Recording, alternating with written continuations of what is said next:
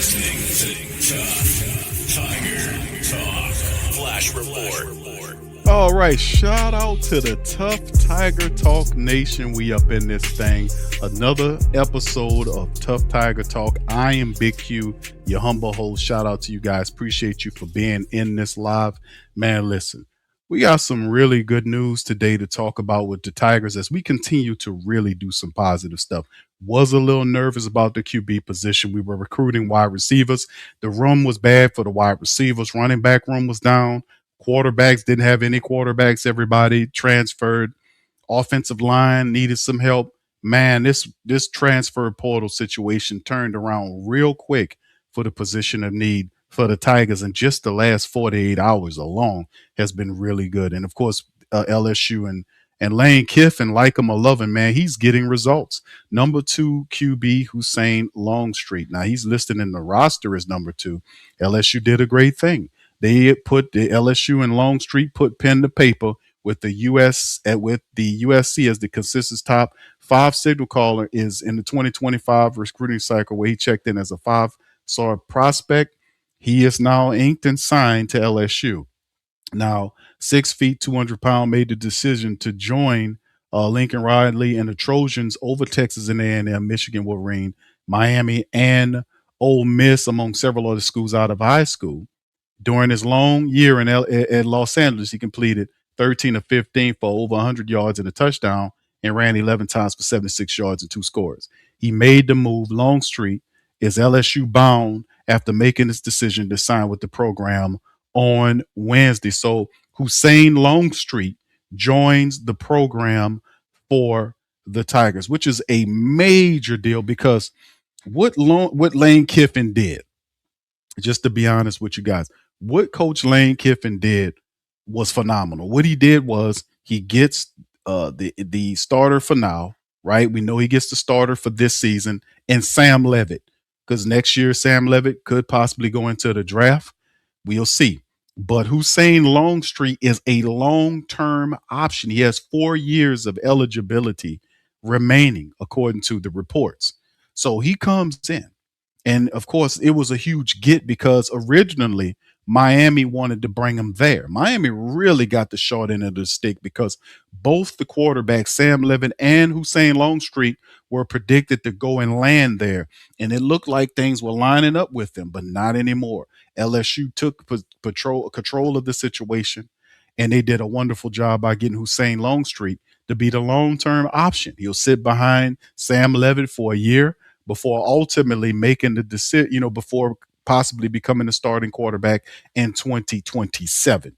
So it's chess being played here. This is an article, shout out to LSU Sports on Sports Illustrated, did a really good job in covering this topic to talk about what's happening here. Let's kind of delve into this right here. LSU football elite QB room. Sounds so sweet, doesn't it, family? Steals the show, headlined by Sam Levitt and Julian Longstreet. Y'all hit that like button and the sub button, man, and the share button, man. This is cause for celebration for the Tiger family. Lane Kiffin and company flaunt arguably the most talented quarterback room in America. Add Longstreet to the mix on Wednesday. Shout out to Zach Nagy. Lane Kiffin and LSU have reconstructed the quarterback room, and BR, headed by number 1 signal caller in the market, joining the program once Sam Levitt inked his deal on Monday. Once the NCAA transfer portal officially opened on January the 2nd, the Bayou Bengals saw both Van Buren and Colin Hurley enter the market. Now, Colin Hurley ended up at Michigan. That was news that came out today. Garrett Nussmeier's headed toward the NFL. And Michael Van Buren, I forgot where I think South Florida. Yeah, there you go, South Florida. So both of them leaving the program, 0 scholarship quarterbacks on the roster. It was looking a little leery, but lo and behold, we got time. There's 2 more days remaining in the portal before it shuts. But guys that's already in the portal could continue to be recruited. Now, since then, Lane Kiffin reloaded the roster with the addition of 3 top 100 signal callers. I mean, it's just big gets. This is built for championships with championship expectations. We understand, but an elite competitor, that's exactly what you want, and that's why we're here. That's what Coach Kiffin said in his press conference when he introduced him. I know that we have, with the passion of the LSU family and our LSU players, that we have everything to bring a championship football back to LSU. It's time for LSU to take its place back as the best program in all of college football. I am uniquely prepared at 50 years old for this job to have been so many places, done good things, made a lot of mistakes, and made them really early on. Lane Kiffin talking this stuff early on. But if you take a look at the tweet from Zach Nagy, Lane Kiffin's first 45 days at LSU as the coach. And really, in a microcosm, if you go back and kind of look at the thing, or, really in the macrocosm, let's say that, if you span out and look at it, because Ole Miss could have really upset everything for LSU, right? If Keith Carter, who is the AD for Ole Miss, would have told Lane Kiffin, it's all right. Yes, that's fine. We'll have you to come here and you can coach. And then after that, it's all good. I think things could have took a change. I really do. I think Ole Miss could have won that title game, that last game, and been in the opportunity to play for the national championship if Lane Kiffin was there and all the coaches were there. I think he would have took them to the championship game. But it was one decision that ultimately decided things, and not just for them on that side, but on this side. When they said no, Lane Kiffin went to work doing these things that Zach Nagy lands in this tweet. He signed the number one player in the portal plus the number one high school prospect in his first 45 days. He retained Blake Baker, who was looking at a job to go to Tulane or somewhere else. They kept him on staff. They kept Harlem Berry. They also got Cade Durham back to pair with him. That's not listed here. They brought Tredaz Green back, the fantastic big tight end. Then they assembled the number one transfer portal class in the country and so much more. So, yes, business is booming, Zach, in the city of Baton Rouge. LSU signed Arizona State quarterback Sam Levitt, the number one overall player in the NCAA transfer portal, on Monday to headline the Tigers Hall. Fast forward to Wednesday morning, and the program then signed USC signal caller Hussein Street, the number 6 ranked quarterback in the free agent market, sending shockwaves across America because they thought he was going to Miami. Miami needed somebody, and they thought he was going to be the guy. Guess what? Nope. You got to find somebody else. But the pair of the top 10 quarterbacks aren't the only 2 signal callers now on the roster. How about Elon quarterback Landon Clark, who was the first one to start to sign, first quarterback of the portal to sign for LSU.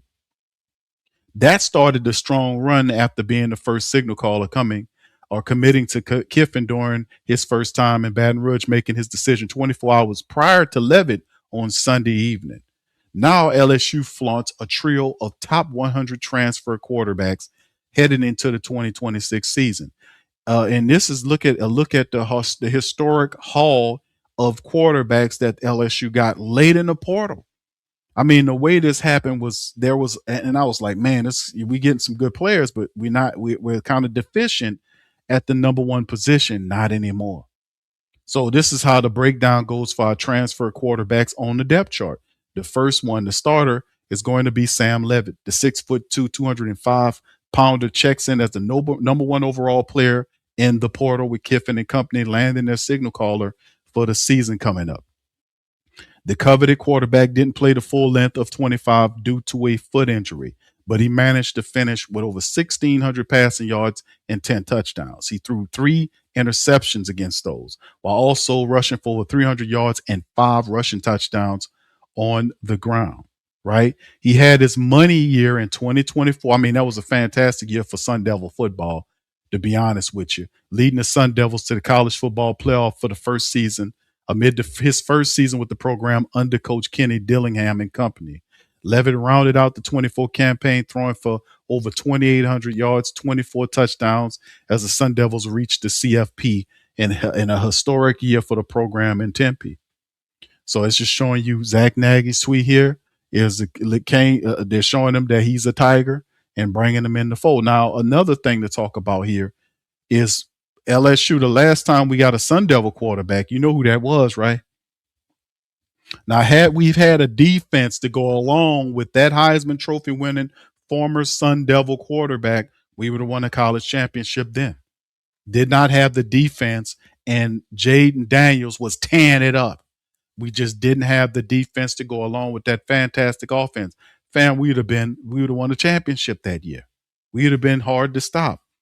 But outside of that, that's the last time that happened. Could we then see this happening? Can Sam Levitt be a Heisman hopeful in Lane Kiffin's offense, man? You got to say that he can. If we can keep him healthy and line him up in Kiffin's wide open offense, and you've seen what Trinidad Chambliss was able to do in the time that he came in for Simmons when he got hurt.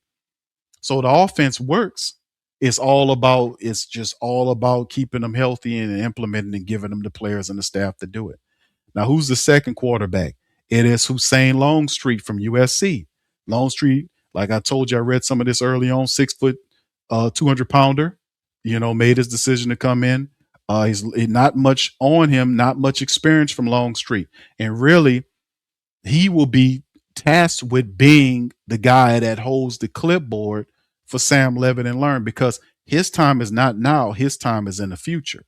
His time is in the future. He has a lot of eligibility remaining, and he will be the guy to look at in 27 and beyond to lead Lane Kiffin's offense, right? That's what they're looking at. And then, of course, the third quarterback with 4 eligibility, now still on Longstreet, with 4 seasons of eligibility remaining, Longstreet could emerge as the heir apparent. He will be to Sam Levitt, while the elite QB could depart for the quarterback draft or the NFL draft for 2027. That's the game plan. We'll see. But this is what Zach Nagy puts here. Commitment from 6th rated quarterback in the portal, a 5-star prospect in the 2025 recruiting cycle. If you ever seen footage of him in high school, dual threat, guy can throw and pass, has a good arm, very accurate, can move around on the field. Very good pickup for him. I wouldn't say he's Trinidad Chambliss. He's not as athletic as him, but he has some interesting qualities that if Coach Kiffin can round out, this will be a good get for him. And of course, the third quarterback on the portal that came through the portal for LSU's Landon Clark from Elon Phoenix. The FSC All-American checks in as a top 100 quarterback in the market with the Bayou Bengals, Michigan Wolverines, Kentucky Wildcats, and James Madison Dukes emerging as the schools to know in the process. But the 6 foot, 186 pounder started for Elon his past season as a redshirt freshman, where he appeared in 12 games for the program and comes in as the number 75th rated transfer at the position, according to 24/7 Sports. The dual threat signal caller threw for over 2,300 yards and 18 touchdowns, while also rushing for 614 yards and 11 scores on the year. So what this makes is a very good signing class to go from in 48 hours or 72 hours. Let's just say that in 72 hours to go for not having any quarterbacks on the roster for Lane Kiffin, to go to 3 of them, and then they to be the best in the portal or best in the country at this time, arguably, group of quarterbacks is just amazing. That was the main point of contention for this whole thing, getting the right quarterback to come in and guide this Lane Kiffin offense. You get a really talented dual threat quarterback like Sam Levitt that can come in and work the hell out of Lane Kiffin's offense. You keep the defense intact. You get a new special teams coach here and Coach Houston. They got their punter and kicker and long snapper in the transfer portal. They have now secured and got depth at the wide receiver position. They've signed over 8 guys in the transfer portal. They've beefed up the running back room with multiple new acquisitions there. They loaded the quarterback room, the running back room. They've got added talent to the wide receiver room, and the offensive line and the line room has been the one that really was interesting. Hell, they even added a tight end to the tight end room, and I would probably say that was the one that was probably in the best shape out of all the other rooms. But what did Lane Kiffin do there? He added some depth there as well. And speaking of that, man, let's kind of talk about that, because he ain't done yet. Lane Kiffin's not done yet. LSU is eyeing the number 1 offensive tackle in the transfer portal. What you mean, Q? Well, Lane Kiffin ain't stopping until the season begin, baby. And then he going to keep going. one of the biggest portal departures was from the Colorado Buffaloes. Deion Sanders lost his offensive tackle, Jordan Seaton. Seaton has been with the program for 2 years, and despite optimism that he would stand Boulder, the offensive tackle will be finishing his career is somewhere else, right? Seaton is the number one offensive tackle in the portal, the number 4 overall player according to On3. With his talent, Seaton is gaining interest from several top programs, according to Herbert of BSLSU, the former Colorado player, will be visiting LSU Thursday. So that goes to show you that LSU ain't stopping, man. They're trying to get this guy right here and add some talent to that offensive line. And Deion Sanders lost this guy because of, they're not winning. And you see a lot of the luster that was on the Colorado Buffaloes have disappeared. It's not the same way. So why is LSU an ideal spot for Jordan Seaton?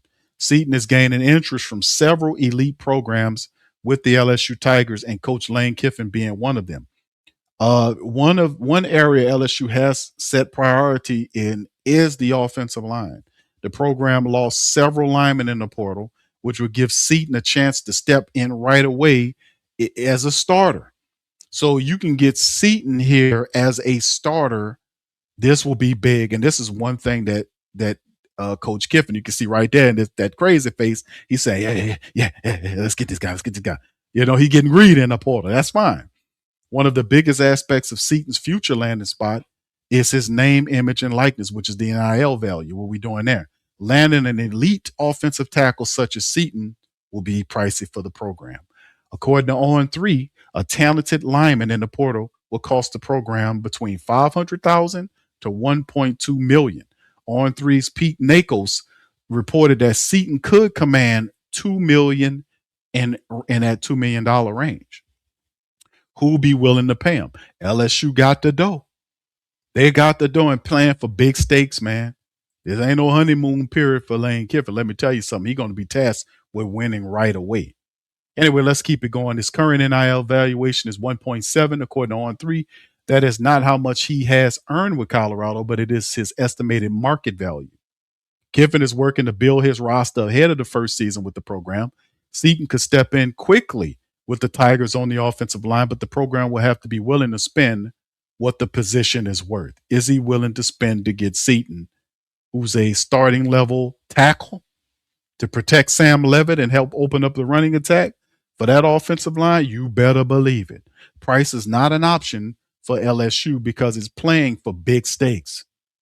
They're playing for big stakes. In addition to LSU, the 2 top programs to watch in landing Seaton is Oregon and Texas. As Seaton decision nears, there could be a bidding war for the Colorado lineman. Now, the Buffaloes roster takes a hit with the loss of Seaton.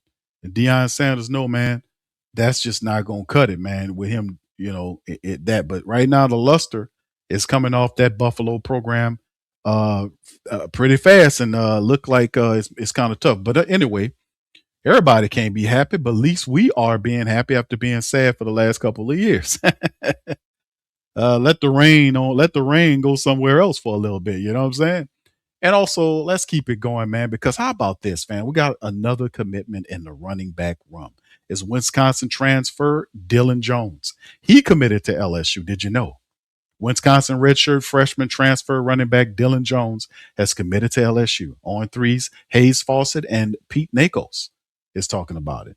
Jones totaled 300 yards and 2 touchdowns on 76 carries across 2 seasons in Madison. The Laurel, Maryland native totaled over 400 offensive yards.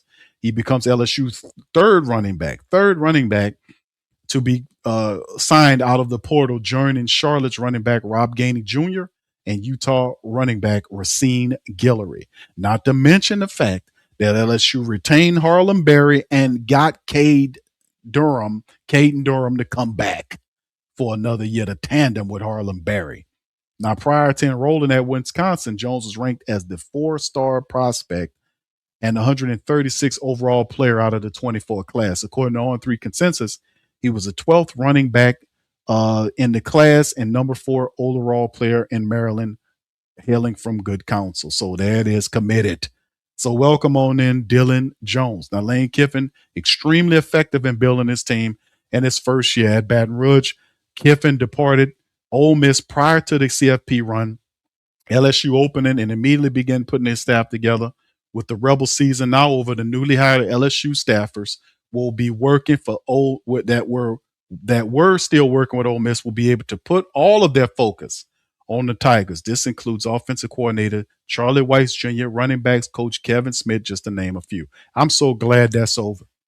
I'm just be honest with you. That whole thing was a catastrophe. We're trying to build the team here, guys going back and forth. I'm just so glad it's over. When they lost that game, I was like, great. Not great that they lost, but the fact that I knew eventually the run would come to an end. But Ole Miss will be an interesting case study next year. Not only does it ignite a very ferocious rivalry between Ole Miss and LSU, um, we had our little stuff every now and again with these guys, but this here then took it to another level. It really has. So under Kiffin, LSU is seeking to return to the CFP for the first time since it won a national championship way back in 2019, which was led by Joe Burrow, Jamar Chase, and Justin Jefferson. Man, way back in 2019. Has it been that long, family? I have zero concern about the portal and the interest of players that with that, because I know what the interest was of players nationally to come and play for us, where we were just at. And now when you put that with this stadium and with that logo, I mean, makes me want to get on the phone right now, says Lane Kiffin at the introductory press conference. Now it's all making sense. Was it just all fluttery and fluffy words? Not so much. Lane Kiffin has came in here, he come up in here, and then he's lit into the transfer portal, the recruiting cycle. He's built this team. He's going to he acquired some players from Ole Miss. And I'm just saying, man, at the end of the day, man, it's looking good for LSU. It's looking good for us, family. I'm be honest with you. So anyway, Dilin Jones is the 25th transfer portal addition to LSU. I think where the class that he's assembled is the number one class in the country. So you got to give Lane Kiffin credit. Like I said, I'm not a Lane Kiffin guy, but man, I'm a guy that respects people when they get to work. And that's what he did. Now, here's a few of the lists right here. Let me get this and put this on screen for some of the family members so y'all can see. This is the 25 transfers that he's adding along with the 2026 recruiting class and veterans that we kept from last team, like Whit Weeks, who decided to come back, Trey Daz Green, Caden Durham, Harlem Berry, guys like that. A couple of our offensive linemen we kept, our defensive line and alignment, a couple of linebackers and cornerbacks and whatnot that we have here. So you put all that together and Kiffin's system on top with Blake Baker's defense, Coach Houston secondary. What do you have in your first year? I'm just going to temper the expectations right now because I know it takes time to build. But listen, there ain't going to be no honeymoon early, honey. Let's just be ain't going to be no honeymoon, honey. All right. So anyways, this is what it looks like. Safety, Ty Bennyfield from Boise State was there. Malik Blockton, the defensive lineman from Auburn. Wide receiver J.C. Brown from Kansas State. Edge rusher Jalen Brown from South Carolina. Wide receiver Trey Brown from Old Dominion. Quarterback Landon Clark from Eline. Punter Hayden Craig from Florida. Wide receiver Malik Elzy from Illinois. Running backs Rod Gainey Jr. for Charlotte and Racine Guillory from Utah. Defensive lineman Stephilian Green from Clemson. Wide receiver Jackson Harris from Hawaii. Wide receiver Tyree Holloway from West Florida. Wide receiver Josh Jackson from McNeese State. Quarterback Sam Levitt from Arizona State. Wide receiver Roman Mothershed from Troy. Running back Dillian Jones from Wisconsin. Edge rusher Jordan Ross from Tennessee. Offensive lineman William Satterwhite from Tennessee. Kicker Scott Starzyk from Arkansas. Offensive tackle Darian Stray from Kentucky. Tight end Malachi Thomas from Pitt. Wide receiver Winston Watson Jr. from Ole Miss. Eugene Wilson III from Florida. Achilles Woods, the edge rusher from South Alabama. So these are some of the programs right here to kind of make mention of with LSU just adding talent to the team. Now let me check on Winston Watson as well. So these are a few of the guys, man, that we got bringing into the team. And listen, this is maybe not, I don't know if to say that, I'm not going to jinx it by saying the LSU program as it stands right now is a championship program. I think that's premature to say that currently. I'm going to temper my expectations in that, just to be honest with you. I don't, we got a good team, but I want to see what they look like. Once the practices, and of course the summer, this practice, the scrimmage game will be off the chain. People, that the camera's going to be everywhere for LSU scrimmage game. That's going to be coming up. So a lot of positive stuff, and we still have a couple of days left in the transfer portal before it closes. So other things will be added to the team, but man, I tell you, man, 25 people LSU. We lost 20 something people. We got 25 people to replace them.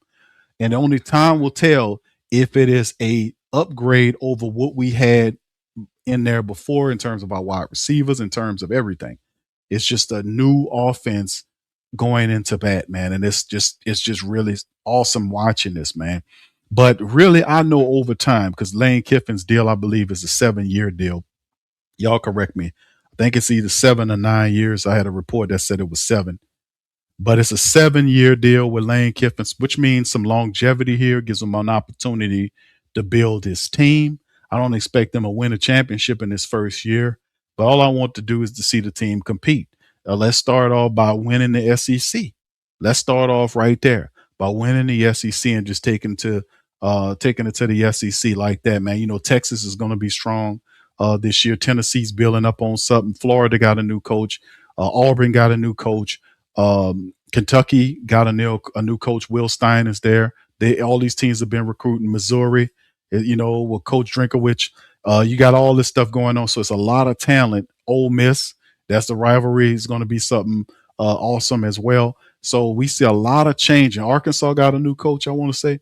So a lot of switching and challenging going on. A lot of recruiting was happening across the SEC and even outside the SEC. So there's a lot of stuff going on, but we have to start right there. We have to win the SEC, but it's still a lot of stuff going on in the portal. But man, all I'm thinking about is, can LSU become a football factory like we've seen Alabama do? Can LSU become a football factory? Can they become a football factory? There is not one coach in the entire illustrious history of LSU football that is larger than the program. Think about that. With all the titles and championships, not one person is larger than the program. And that's why Lane Kiffin is here, because he understands that he's not larger than the program. He wants to be added into the history. Never won a national championship as a head coach. He believes that this is the time for LSU, and perhaps we can become a football factory, meaning multiple championships over the next 4 to 5 plus years. How does that sound, LSU? Well, anyway, that's all I got for y'all today on this episode of Tuff Tiger Talk. Do me a service if you enjoyed the show. Please feel free to not hit it, but spike the like button. Hit the share button and share Tuff Tiger Talk with all of the diehards across the world that love LSU football, LSU sports, period. We up in this thing. I'm Big Q, and I'm going to holler at y'all on the next report. Much love, peace, and go Tigers.